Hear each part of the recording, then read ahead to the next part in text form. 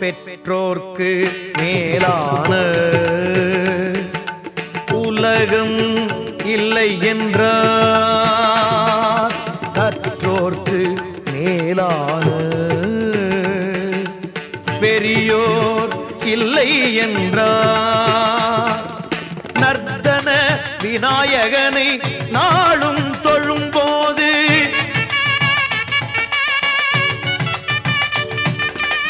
அர்த்தம் புரிந்து விடும்.